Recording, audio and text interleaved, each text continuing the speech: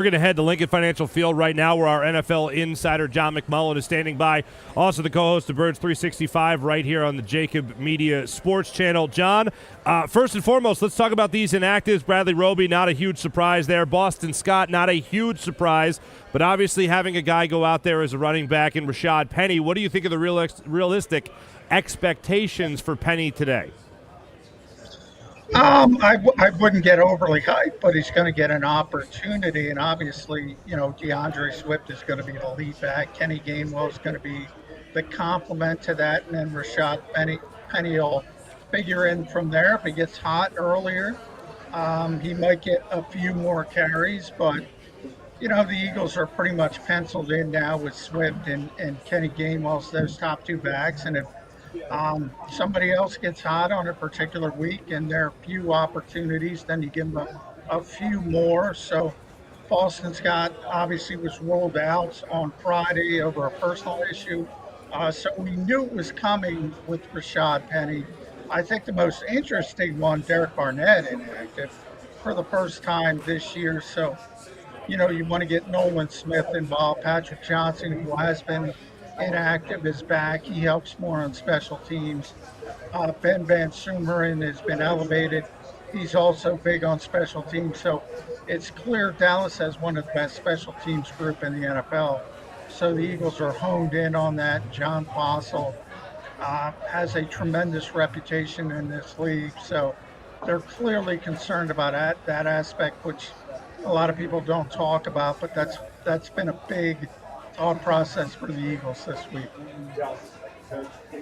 Hey, what's up, John? A lot of people know that this game's going to come down to, can the Philadelphia Eagles stop CeeDee Lamb, especially when he lines up in the slot? The Dallas Cowboys offense hasn't been that great this season, but one of the bright spots has been CeeDee Lamb. Bradley Roby out again. Who do you expect to line up in that slot corner position going up against CeeDee? Yeah, very similar to last week. Sidney Brown and sort of Eli Ricks piecemealing it inside, but I think you might see a little bit more Ricks than Brown this week because CeeDee's capable of getting down the field, so you probably want the coverage player. Either way, let's be honest, it's not a good matchup for the Eagles, and you're probably going to have to zone it. You're probably going to have to bracket him as much as possible. And this is one of those games similar to Tyreek Hill a couple weeks ago. He's going to get his. You just don't want those 10 catches to turn into 150 yards. I think they gave up 10 for 88 or somewhere around there with Tyreek Hill. Very similar thought process with CeeDee Lamb. He's getting something. You want to limit it as much as possible. Hey, John, you touched on special teams, and I don't know. I've been trying to research this Cavante Turpin kid. He didn't show up in the stat line last week, so I'm not sure whether he's injured or not, but he is extremely dangerous. You talk about all the moves that the Eagles are making to try to shore up the special teams. Listen, my thing is Jake Elliott better kick every damn kickoff out the end zone, and then he better turn around and they better angle punt or punt it out of bounds because this kid can flip the game and change the game. And to be honest with you, if the Cowboys are anywhere near midfield and they got to punt the ball, I'm going defense stay every single time. I'm not even going to give them the opportunity to run anything crazy, any kind of fake or anything. John has a history of doing that, so you got to have the antenna up. He's one of those special teams coordinators that is most likely to do things like that. And the Eagles are very aware of it. Michael Clay was talking about it this week. And they have a good unit. And that's why you have sort of more athleticism with Van Sumeren and Patrick Johnson to get out there to try to limit those potential playmaking abilities. But you're right, the easiest way to do that, Seth, is to, make sure, and it's a nice day here, make sure Jake Elliott kicks the ball out of the end zone or as close as possible. Make sure Braden Mann, if you do have to punt the ball, is punting it directionally, limiting potential return opportunities. And yeah, as far as the defensive part of it, play safe as much as possible. You don't really have to worry. Britt and Kobe's having a great year, but if you have to sacrifice a week and not be concerned with getting the big return, this is probably the week you want to do it. Play as safe as possible. John, well, we've talked about the run game and how much we'd like to see the Philadelphia Eagles run the football in this particular game, but that's not going to go very far, nor is protecting your quarterback if the offensive line isn't playing at a high level. What do you know about the right guard spot with Tyler Steen? What do you know about the situation there with Sua Opeta and his injury? Who can we expect, and how do we expect that offensive line to look today? Yeah, all indications, and we'll find out when they get into pregame warm-ups here, but I expect Tyler Steen to start at right guard. Sua didn't have his best game at Washington. He is a little bit banged up, but obviously he's healthy enough. He's dressed, so he's going to be part of it. But it's going to be Tyler Steen. And look, this is where the Eagles want to go. So they brought him along slowly. He got his feet wet in Washington, very limited sample size. But when the coaches watched the film, they were very impressed with that limited sample size. And look, he's a very, very talented player. He's more athletic. And against this Dallas front, that's what you want, because they're not above moving Micah Parsons inside, circling, whether it's Sua Opeta, Tyler Steen. And by the way, they'll circle both. So it's that's the weakness of the Philadelphia offensive line right now. And the Cowboys know that. The Cowboys will try to take advantage of it. But I do expect Tyler Steen to be the starting right guard. John, you look at this Dallas team, they're number 2 in the NFL in points per game, but their offense really hasn't been that dominant. The way they're doing this is by scoring points on the defensive side of the ball, especially corner Deron Bland, already with 4 interceptions, 3 pick six. How impressed have you been with Deron Bland, and does Jalen Hurts really need to be careful about where he is on the field? Yeah, I think the Eagles are going to try to take advantage of it. You know, you think about Trayvon Diggs. Typically, when you lose a playmaker like Trayvon Diggs, you say to yourself, all right, we're in trouble here for at least a little bit, because, you know, the Eagles kind of saw it with C.J. Gardner-Johnson. It's tough to replace a guy who can make plays on the football consistently. The Cowboys did it without missing a beat. Deron Bland, as you mentioned, the 3 pick sixes. But they take some chances. Diggs did, Bland does. So watch out for those sluggos. Watch out for those double moves. The Eagles are going to try to get them to bite on that, maybe get the football down the field on occasion. So, you know, they're going to try to take advantage of it. And whether they can or not might be the difference of this game, because big play going one way versus big play going the other way can devastate the opposing team. So the Eagles want to turn that aggressiveness against the Cowboys in at least a couple of occasions. John, that's interesting. I talked about that earlier in this week of, you know, the way that you stymie an aggressive team is use their aggressiveness against them. You know, even in the run game, you know, maybe some delayed draws, some delayed handoffs, some screens, you know, things like that to really slow them down.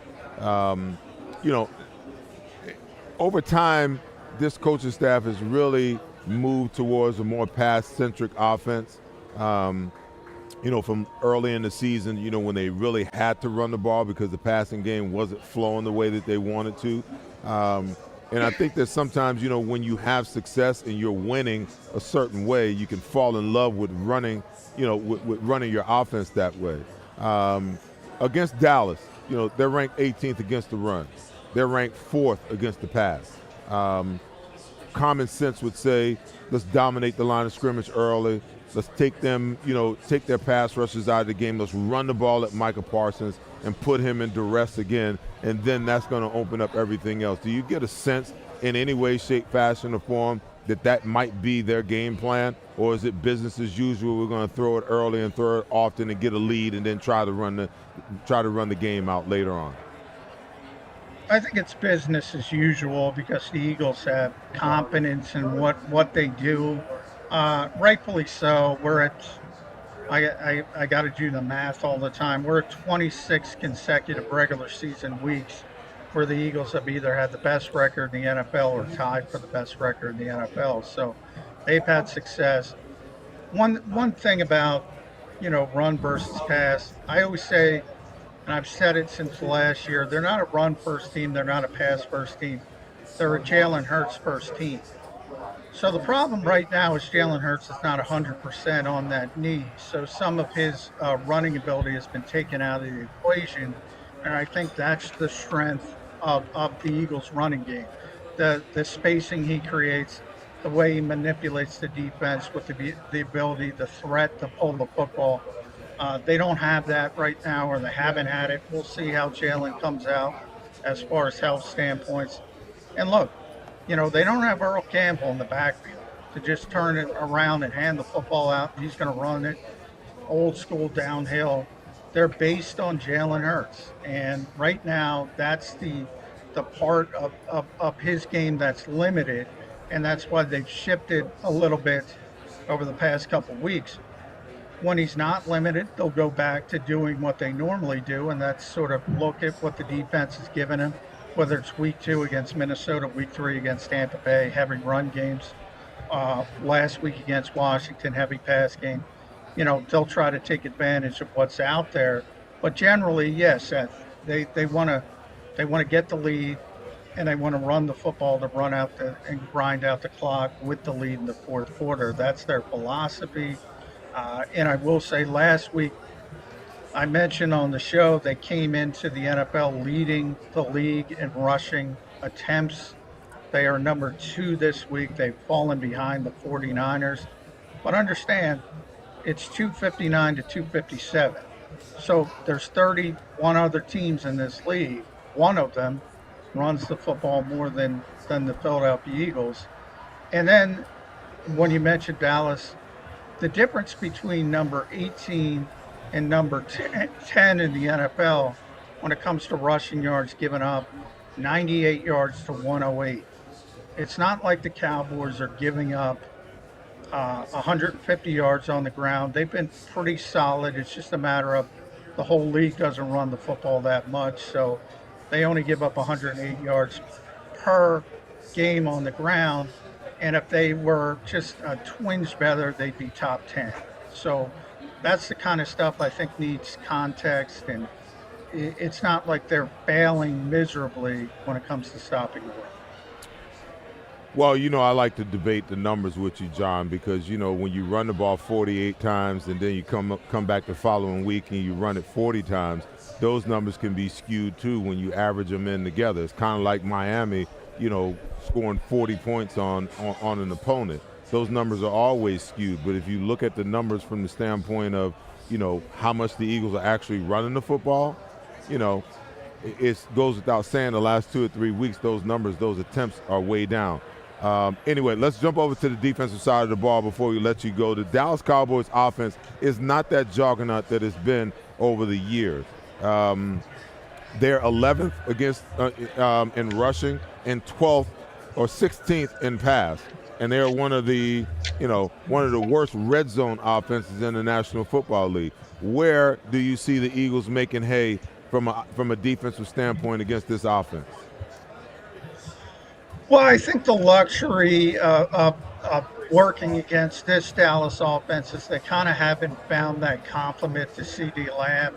So if you go, CeeDee Lamb has 46 catches, having a tremendous year, only 56 targets. So basically every time they throw the football to him, they're complete. And he's working, 63, 65, somewhere in that range percent of the time in the slot, which is the weakness, obviously, of the Eagles defense. So that kind of shapes up for the Cowboys. But you don't have to complement. The second best receiver on this team, reception-wise, is Tony Pollard from the backfield. Then you have a tight end. And you have to go down to Michael Gallup, who's got 20 catches. He's never been the same since he tore his ACL. Brandon Cooks has 16. So he hasn't, he's been a very good receiver for a very long time, but hasn't really manifested itself into Dallas just yet. So they haven't found that alternative to CeeDee Lamb. If I'm the Eagles, I'm going to do everything possible to try to take CeeDee Lamb out of this game, whether that, as I mentioned, is bracket coverage, and I'm going to force people like Brandon Cooks or Michael Gallup to beat me. And guess what? That's got to be Slay and Bradbury on the outside. You got to point to those two guys and say, it's on you. We're not going to give you a lot of help because we got to give a lot of help in the middle of the field to deal with CeeDee Lamb. So that's how I think Sean Desai should go about it, and I think that's the way he will go about it.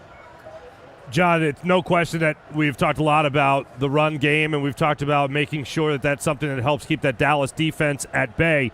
But on the defensive side of the football, how do you expect the snap count to look when it comes to the linebacking core of the Eagles? It seems like Nakobe Dean in recent weeks has left a lot to be desired. He's either working his way back into playing shape or not, and then the Eagles also liking the play of guys like Zach Cunningham, Nicholas Morrow, and all that. So when it comes defensively to the linebacking core for the Eagles, how do you see that snap count being allotted? I think it's still the same. I think the Eagles are working towards and understand Nakobe Dean as their best linebacker, but, there's some startup costs there. I thought Nakobe was very good against the run in Washington. He struggled in the passing game. Maybe he learns from it. Maybe he gets incrementally better. Nicholas Morrow, I think, has played well. I think, ironically, Zach Cunningham, because he's probably the worst athlete of the three on paper. I think he's the best pass defender they have at linebacker because he's got tremendous length at 6'2", and he's also very savvy. So I think a lot of people, and Seth can probably talk to this better, some of linebackers, you need to have a feel for that zone coverage, and some young players who might be really athletic don't have that same kind of feel, and it hurts them a little bit. But I think if you're being honest with yourself, guys, they're just not very good at linebacker when it comes to pass coverage. Fair enough. John, last thing for you, of course, your official prediction here ahead of Eagles-Cowboys. I do think both teams are going to score some points. It's tough to pick against the Eagles. I just mentioned 26 consecutive weeks, best record in the NFL, or tied for the best record, home game. But I do think there's going to be some points scored, some ugly moments on the deep defensive side for both teams. I think the Eagles are going to win a 31-23-ish type game. 31-23, says John McMullen. John, thanks so much. Look forward to reading about it from you right here on JAKIB Media, as well as watching you and Jody McDonald on Birds 365 weekdays, Monday through Friday, right here on the JAKIB Media Sports Channel. John, thanks so much. We'll